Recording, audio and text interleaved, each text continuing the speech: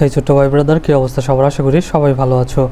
অঙ্কের ভয় এবার হবে জয়, তাই তো আবারও চলে আসলাম তোমাদের সপ্তম শ্রেণীর আরও একটি অঙ্ক নিয়ে। পৃষ্ঠ নাম্বার 112 যদি লক্ষ্য করো তাহলে দেখবা যে অনুশীলনী 7.2 আছে। ঠিক আছে, 1 থেকে 6 পর্যন্ত আমরা আগের ক্লাসে করে ফেলেছি। আজকে আমরা 7 নাম্বার থেকে দেখব।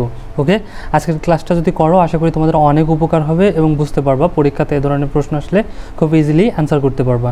ওকে, তাহলে দেখো, চলো দেখি 7 নম্বর কী বলছে। এখানে বলছে দুটি সংখ্যার যোগফল 55 এবং বড় সংখ্যাটির 5 গুণ ছোট সংখ্যাটির 6 গুণের সমান। সংখ্যা দুটি নির্ণয় করো।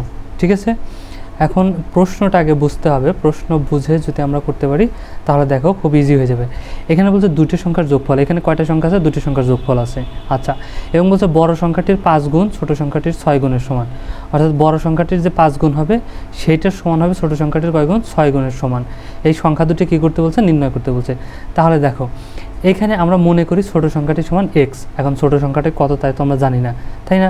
কারণ দেখো, বড় সংখ্যাটির 5 গুণ ছোট সংখ্যাটির 6 গুণের সমান। তাই কার সাথে তুলনা করা হয়েছে? ছোট সংখ্যার সাথে কিন্তু তুলনা করা হয়েছে।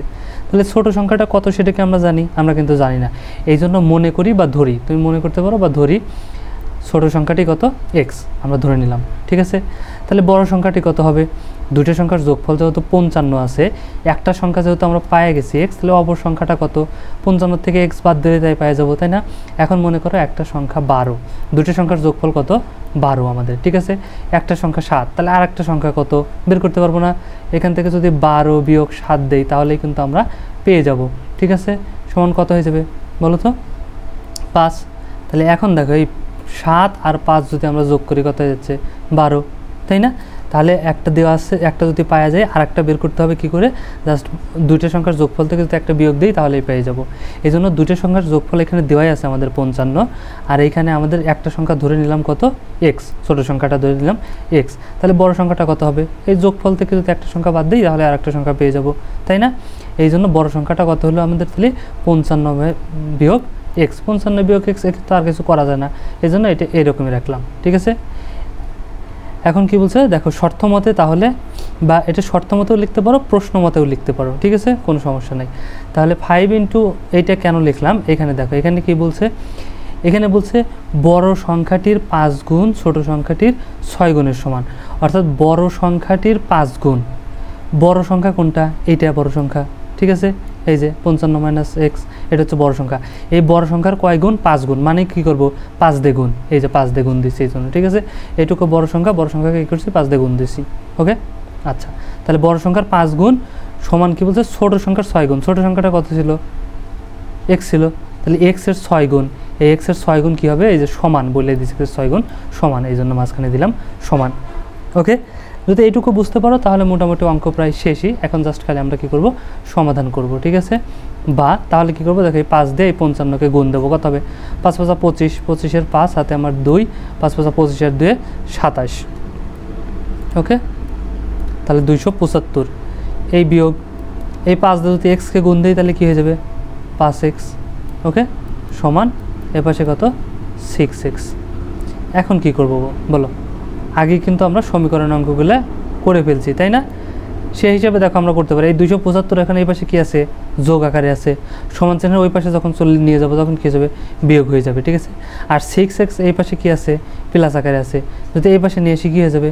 মাইনাস হয়ে যাবে কিন্তু। ঠিক আছে, তাহলে দেখো এখানে -5x রাখলাম, আর এইখানে 6x এই পাশে প্লাস ছিল, এই পাশে নিয়ে আসলে মাইনাস হয়ে যাবে, -6x। ঠিক আছে, সমান এই পাশে আমাদের 275 কী ছিল? যোগ ছিল, এই পাশে নিয়ে আসলে কী হয়ে যাবে? বিয়োগ হয়ে যাবে, 275। ওকে, এখন কি করব দেখো, এটাও বিয়োগ এটাও বিয়োগ, তাহলে দুটোকে এক জায়গা করে দেবো। ঠিক আছে, তাহলে 5 আর 6 কত হয়ে যাবে? 11। তাহলে -11x হয়ে গেল আমাদের এই পাশে, আর এ পাশে কত হয়ে গেল? -275। ওকে, এখন কি করতে পারি দেখো, এই 11টা এক্সের সাথে কী আকারে লেগে আছে? গুণ আকারে। তাহলে 11কে যদি এখন ওই পাশে পাঠিয়ে দিয়ে কী হয়ে যাবে? অবশ্যই ভাগ হয়ে যাবে, তাই না? বা তাহলে সমান, এই এখান থেকে না কেটে আমরা সরাসরি এখান থেকেও নিয়ে যেতে পারি। দেখো, তাহলে এক্সকে রাখলাম, এখন আমরা এই -275 ভাগ -11। ঠিক আছে, এখানে মাইনাস মাইনাস কেটে যাবে। ওকে, তাহলে 11 দেখবো 275কে ভাগ করা যায় কি না। ওকে, তাহলে 11 দিয়ে যদি আমরা ভাগ দেই তাহলে দেখো 11 আর হইতেছে এখানে তাহলে কত হয়ে যাবে 25 হয়ে যাবে। ঠিক আছে, 25 11 275। না হলে তুমি না পারলে সরাসরি যে বাইরে করে নিতে পারো। দেখো এখানে যদি আমরা 25কে যদি 11 দিয়ে গুণ দেই তাহলে দেখো পেয়ে যাব এই 1 দিয়ে 5কে গুণ দিলে 5, 2 অক্ষে 2। ঠিক আছে, তারপরে তাহলে 1 ঘর কাটা, 5 অক্ষে 5, 2 অক্ষে 2 সমান সমান কত হয়ে যাবে 5, 5 আর 2 7 আর 2 মানে কত 275। বোঝা গেছে 25। তাহলে সমান সমান x সমান আমরা কত পেয়ে গেলাম দেখো তো, x সমান কিন্তু পেলাম আমরা 25। ওকে, অঙ্ক কিন্তু এখানে শেষ না, কারণ এখানে আমরা কি ধরছিলাম দেখো যে ছোট সংখ্যা, x এর মান ধরছিলাম কত ছোট সংখ্যা সমান কত ধরছিলাম x ধরছিলাম, তাই না? তাহলে এইটা আমরা কত পেলাম, সুতরাং এখানে লিখে দিতে পারো যে সুতরাং ছোট সংখ্যা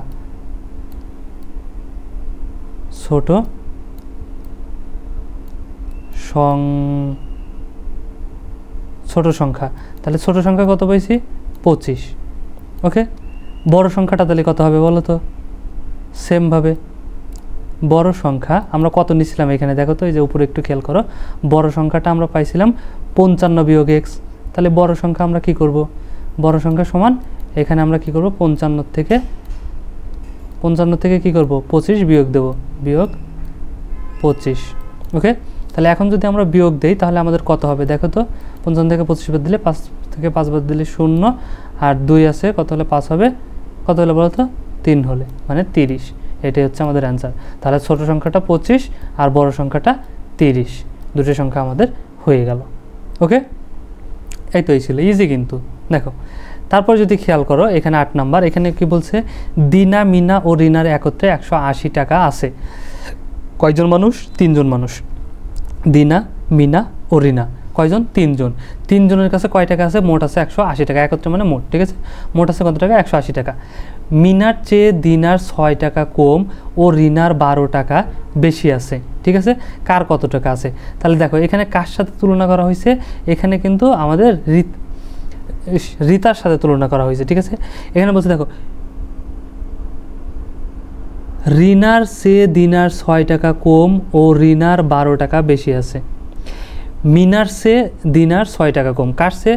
মিনার চেয়ে দিনার 6 টাকা কম। তাহলে মিনার যা আছে দিনার তার থেকে 6 টাকা কম আছে ও রিনার 12 টাকা বেশি আছে। তাহলে এখানে কার সাথে তুলনা করা হয়েছে দেখো তো, মিনার সাথে কিন্তু।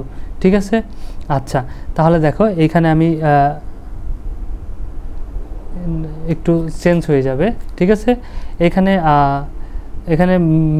কি হবে, রিতা না হয়ে এখানে হবে মিনা, এটা হবে মিনা, একটু বুঝে নিও। ঠিক আছে, মিনা। তাহলে মিনার কাছে আছে কত টাকা? x টাকা। এখন মিনার সাথে তুলনা করা হয়েছে, মিনার কয় টাকা আছে সেটা তো আমরা জানি না, তাই না? এই জন্য ধরে নিলাম মিনার আছে কত টাকা? x টাকা। ঠিক আছে, তাহলে দেখো এখানে দিনা, মিনার সাথে কার তুলনা করেছে? দিনা, দিনার 6 টাকা কম আছে। তাহলে এখানে কি হবে, এটা দিনা, এটা দিনা। ঠিক আছে, বুঝে নিও, দিনা, দ্বিতীয়টা হবে দিনা। তাহলে দিনার কাছে আছে কত টাকা? 6 টাকা কম। তাহলে এর কাছে যা আসলো তার থেকে 6 টাকা কম মানে 6 টাকা বিয়োগ। ঠিক আছে, এই জন্য 6 টাকা বিয়োগ দিলাম।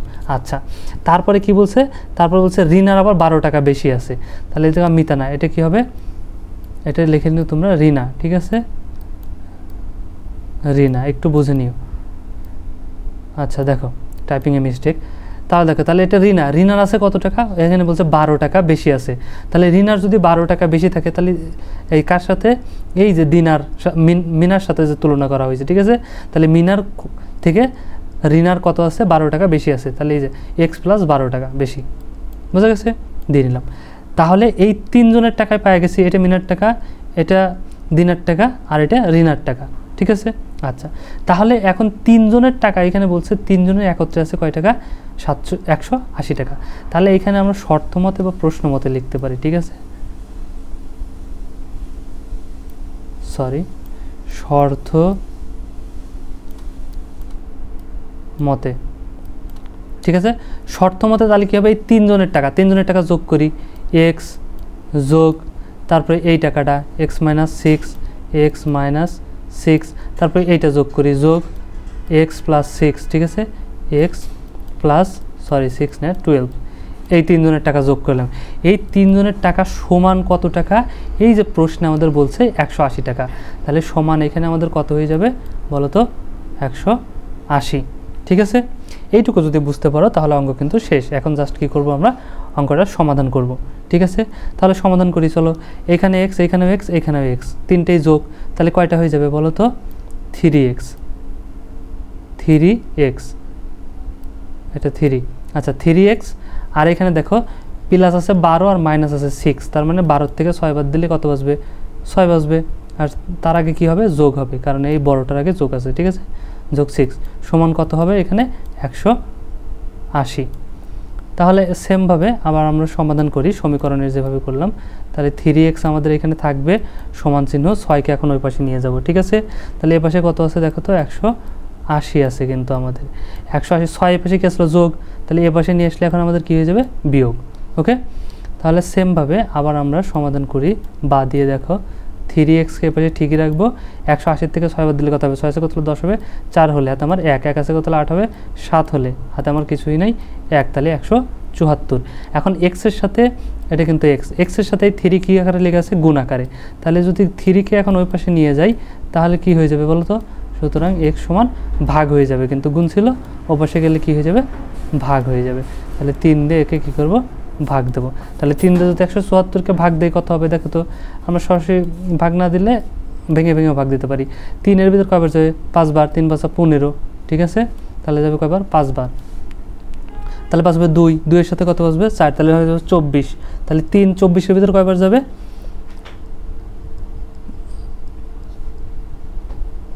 দেখো তাহলে কত বাঁচবে? 24। তাহলে 24-এর ভিতর কয়বার যাবে? 8 বার যাবে, 3 8 24। ঠিক আছে, তাহলে এখানে হয়ে যাবে 8। তাহলে পাইলাম কত আমরা? 58। তাহলে এক্স সমান আমরা কত পেয়ে গেছি? 58 টাকা। তাহলে এই এক্সটা কার টাকা পাইছিলাম দেখো তো? কার টাকা দিয়েছিলাম? মিনার টাকা। ঠিক আছে, তাহলে মিনার 58 টাকা, এক্স লিখলাম কেন? আচ্ছা, ভেরি গুড। তাহলে এটা কার টাকা পেলাম? এটা কিন্তু মিনার টাকা, এটা কার? মিনার টাকা। ঠিক আছে, তাহলে মিনার কত টাকা আছে? মিনার আছে 58 টাকা, খালি 5x লিখে ফেলতেছি, কাটে দিয়ে আমি এখানে লিখলাম। ঠিক আছে, তাহলে মিনার আছে কত টাকা? 58 টাকা। তারপরে কার ছিল দেখো? মিনার পরে দিনা, তাহলে দিনার ছিল 6 টাকা কম। কয় টাকা? 6 টাকা কম, এটা হচ্ছে দিনা। ঠিক আছে, দিনার কত ছিল? 6 টাকা কম।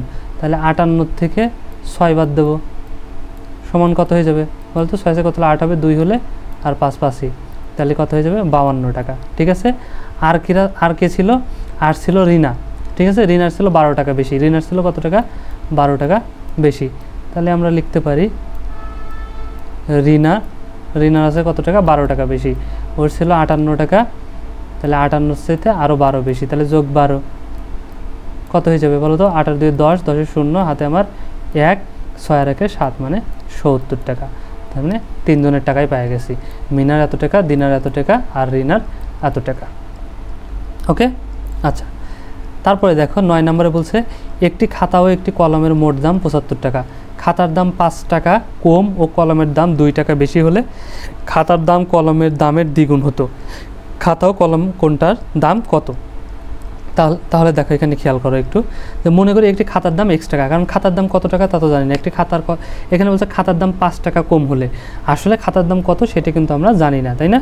কিন্তু বলছে কম হলে, তাহলে খাতার দাম ধরলাম আমরা কত টাকা, এখানে ধরে নিলাম x টাকা, যেহেতু জানি না এই জন্য ধরি বা মনে করি খাতার দাম ধরলাম কত টাকা?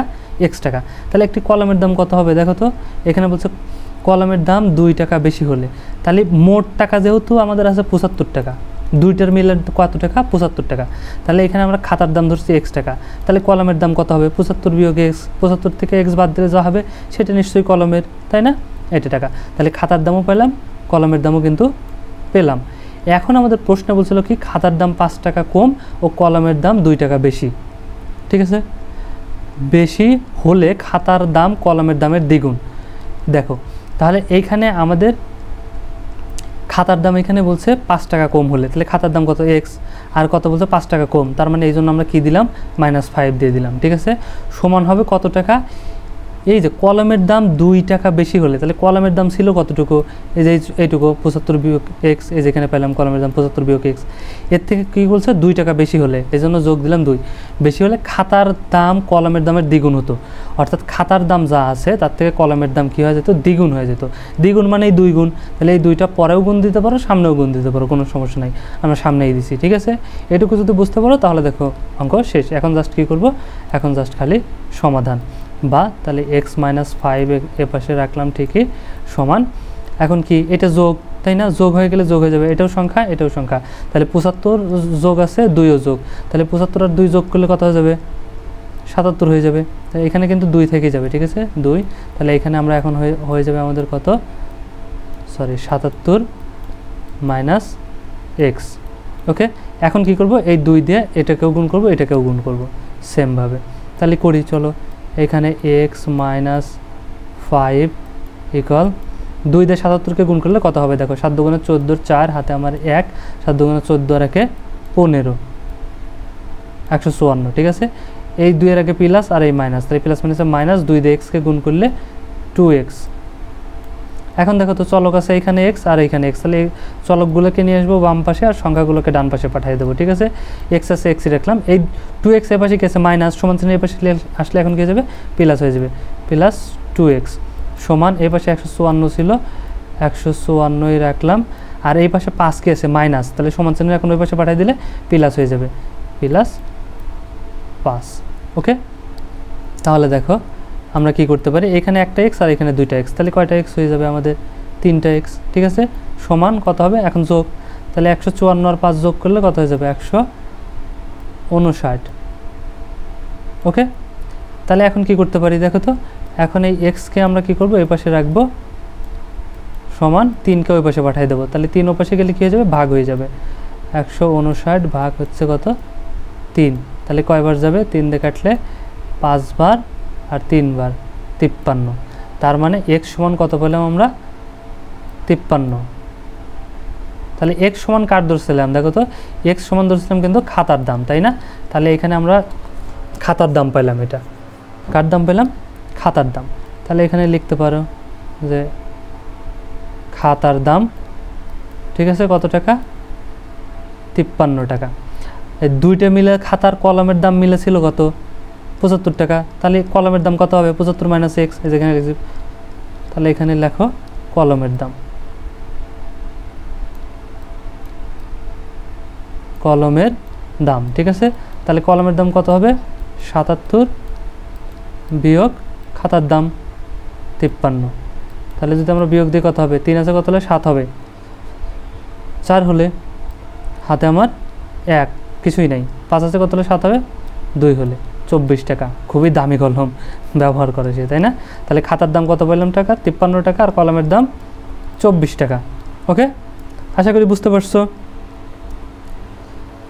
তারপরটা যদি লক্ষ্য করি দেখো, এখানে বলছে একজন ফল বিক্রেতার মোট ফলের 1/2 অংশ আপেল, 1/3 অংশ কমলা লেবু ও 40টি আম আছে, ঠিক আছে। তার নিকট মোট কতগুলো ফল আছে, তাহলে দেখো মনে করি ফল বিক্রেতার ফলের সংখ্যা কতগুলো, x, মোট ফল আছে কতগুলো সেটা তো জানি না, এই জন্য দিলাম x। তাহলে আপেল আছে কতটি, x এর 1/2, এই যে এত, মোট ফলের এত অংশ, তাহলে এত এর মোট ফল কত, x, তাহলে x এর 1/2 অংশ সমান, এটাকে যদি অঙ্ক করি তাহলে কত হয়ে যাবে, এই x এর নিচে মনে মনে কত আছে, সব পূর্ণ সংখ্যার নিচেই 1 থাকে, তাহলে এটা যদি উপরে উপরে কষে কষে কাটা গেলে গেল, না হলে উপরে উপরে গুণ নিচে নিচে গুণ, তাহলে x আর 1 গুণ করলে x, 2 আর 1 গুণ করলে 2, ঠিক আছে। সেমভাবে কমলা লেবু আছে, এই যে মোটের 1/3 অংশ, তাহলে x এর 1/3 অংশ, সেমভাবে x আর 3 হয়ে যাবে, ঠিক আছে। তাহলে প্রশ্ন মতে এখন লিখতে পারি দেখো, মোট ফল থেকে এত অংশ, এটুকু বাদ দিলে আমাদের কতগুলো আছে, মোট কমলা লেবুর ও 40টি আম আছে, ঠিক আছে, এক পাল্লায় আছে, আর এই পাশে যদি আমি 40 দিয়ে দিই তাহলে দেখো এখন জাস্ট যদি সমাধান করি তাহলেই কিন্তু আমি পেয়ে যাব কতগুলো আছে। তাহলে সেমভাবে এখানে আমি কি করব, x রাখবো মাইনাস, এখানে x/2, তারপরে আছে প্লাস, তারপর আছে x/3 সমান কত, 40। তাহলে এইটাকে আমাদের কি করতে হবে আগে বলো তো, এটাকে কিন্তু আমাদের লসাগু করতে হবে, তাই না। এর নিচে মনের মতো 1 আছে, তাহলে 1, 2 আর 3 এর লসাগু কত হবে বলো তো, 6 হবে কিন্তু। তাহলে 6 এর নিচে কত আছে, এক আছে, 1 দিয়ে 6 ভাগ দিলে 6, এখন 6 দিয়ে একে গুণ দেবো, তাহলে 6x। ওকে, এখানে মাইনাস আছে, এই মাইনাস। এখন 2 দিয়ে কী করবো, এই 6কে ভাগ দেবো, তাহলে কত হবে 3, 3 দিয়ে এখন এক্সকে গুণ দিলে 3x, এই যোগ এই যোগ। এখন এই 3 দিয়ে 6কে ভাগ দিলে 2, 2 দিয়ে এক্সকে গুণ দিলে 2x সমান, এটা 2x সমান কত হয়ে যাবে 40। ওকে, তাহলে উপরে একটু খেয়াল করো, এখানে আমাদের কি হলো,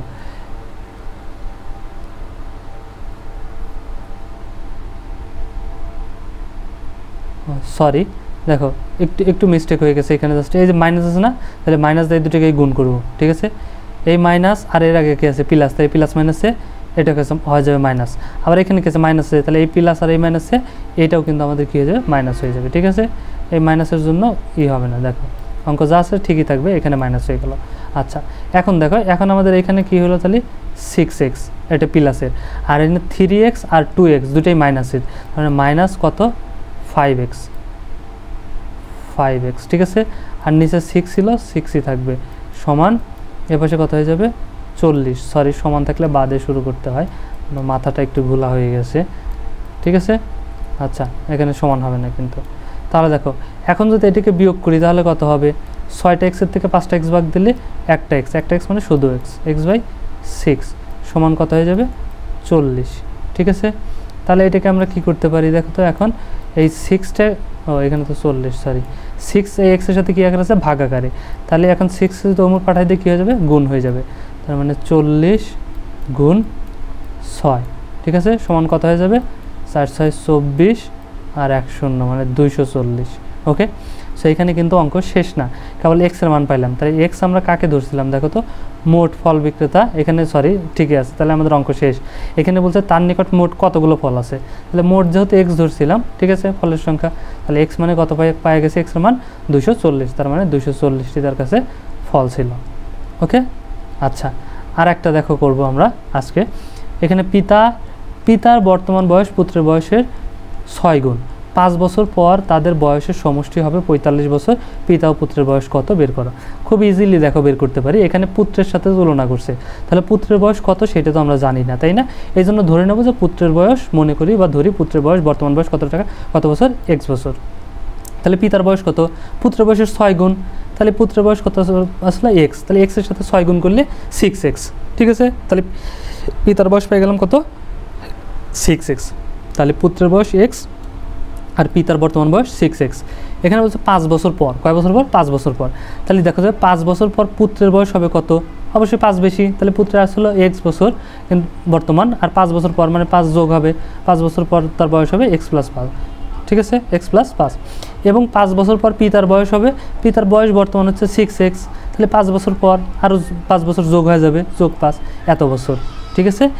এইটা সমান বলছে কত, 5 বছর পর বয়সের সমষ্টি হবে কত 45 বছর, সমষ্টি মানে কি যোগ, তার মানে এই যে এইটা হলো পুত্রের বয়স, তাহলে এই যে এইটুকু নিলাম পুত্রের, ঠিক আছে, যোগ এইটুকু, এই যে যোগ এই যে এইটুকু, এইটা সমান কত হবে 45, এই যে 45 বছর বলছে, তাহলে 45, ঠিক আছে। তাহলে এখন কার পিতা ও পুত্রের বর্তমান বয়স তাহলে বের করতে হবে, তাই না, পিতা ও পুত্রের বর্তমান বয়স, তাহলে বের করি চলো। তাহলে এখন জাস্ট এই সমীকরণটা সমাধান করব, দেখো তাহলে এখানে একটা এক্স আছে আর এখানে 6টা এক্স, তাহলে কয়টা হয়ে গেলো 7টা এক্স, ঠিক আছে, তাহলে কত হবে 7x, এখানে 5 আর এখানে 5, তার মানে 10, সংখ্যা আছে 10 যোগ 10 সমান কত 45, এটা 4। আচ্ছা, তাহলে কি হবে, এখানে আমরা 7xকে এই পাশেই রাখবো, এখন 10কে আমরা ওই পাশে পাঠিয়ে দেবো, তাহলে 10 এই পাশে কী আকারে ছিল দেখো তো, যোগ আকারে, এই পাশে আসলে কী হয়ে যাবে বিয়োগ হয়ে যাবে, বিয়োগ 10। সেমভাবে এখানে এখন আমরা কি করব, দেখো 7xকে ঠিকই রাখলাম, এখন এখানে 45-এর থেকে যদি 10 বাদ দিয়ে বাঁচবে কত 35, ঠিক আছে। তাহলে 7xের সাথে কী আকারে আছে গুণ আকারে, তাহলে xকে এই পাশে রাখবো, এখন 7কে ওই পাশে পাঠিয়ে দেবো, কী হয়ে যাবে বলো তো, অবশ্যই ভাগ হয়ে যাবে, গুণ ছিল ভাগ হয়ে যাবে, তাহলে 7 দিয়ে কাটলে 1 আর হচ্ছে 5 7 35, 5, তাহলে এক্সের মান পাইলাম আমরা কত 5। ওকে, তাহলে এক্স সমান কার ধরছিলাম পুত্রের, তাহলে লিখে ফেলো যে পুত্রের, তাহলে পুত্রের বয়স পেলাম, বর্তমান বয়স লিখে পেল যে 5 বছর, আর পিতার বর্তমান বয়স, সরি না মাউস খালি ছুটে যাচ্ছে। পিতার বর্তমান বয়স, ঠিক আছে, লিখে নিও। পিতার বর্তমান বয়স তাহলে কত? 6 গুণ, তাহলে 5 গুণ 6, তাহলে কত হয়ে যাবে? 5 6 30 বছর। সো এইটাই হচ্ছে অ্যান্সার। তাহলে পুত্রের বর্তমান বয়স 5 বছর আর পিতার বর্তমান বয়স 30 বছর। ওকে, সো এই ছিল আজকের মতো, আশা করি বুঝতে পারছো। আর ভিডিওটা যদি ভালো লাগে অবশ্যই একটা লাইক দিয়ে দিও আর বন্ধুদের সাথে শেয়ার করতে একদমই ভুলো না। ওকে, দেখা হচ্ছে নেক্সট ক্লাসে। ততক্ষণ সবাই ভালো থাকো, সুস্থ থাকো, আল্লাহ হাফেজ।